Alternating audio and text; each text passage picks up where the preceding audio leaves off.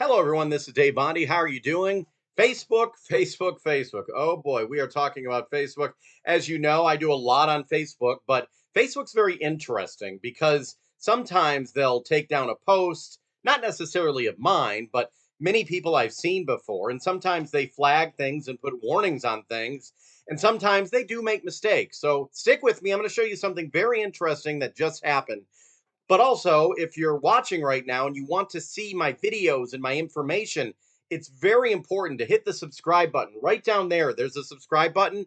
Go ahead and click that because that way you'll be alerted as to when I post a video. On Facebook, you may not see everything. Okay, let's get to the information real quick and let me show you what we're talking about right here. We are talking about Facebook and how they are putting warnings and flagging certain things. This is a coworker of mine. She is a reporter at the television station that I work at, Mid Michigan Now. And by the way, go to midmichigannow.com for all the latest news, weather, and sports. They have it all. So Courtney posted here: Da Vinci's Italian restaurant says there is a concern when the state reopens to 100% capacity on Tuesday.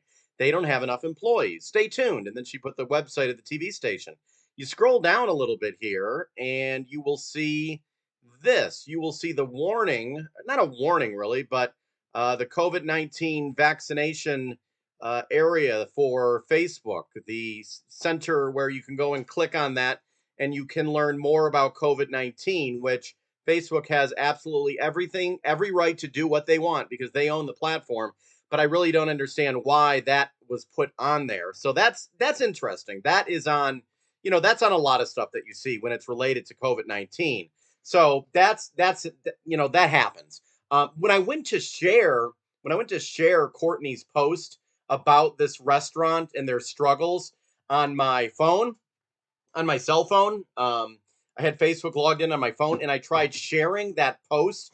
Here's what I got. Let me show you this right here. This is pretty interesting.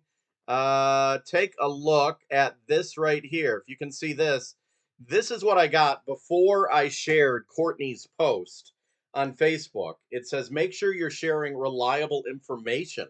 Visit the COVID-19 Information Center for reliable vaccine info and resources. Get vaccine info or continue sharing. Honestly, I'm going to say I have no idea why that came up on her post. The story had nothing to do with the vaccine, and it was a story about businesses and not having enough employees. And this showed up on the screen. And my point is, I'm wondering how many people maybe did not click the story because of this warning from Facebook. And I know Courtney, and I know Mid Michigan Now, and absolutely everything in that story is absolutely credible. And it was actually just kind of like a tease ahead look at a story that she is working on for later tonight. So I just wanted everyone to know that this is the little examples like this of Facebook as to, I'm not going to say it's censorship because Facebook owns the platform. They can do what they want.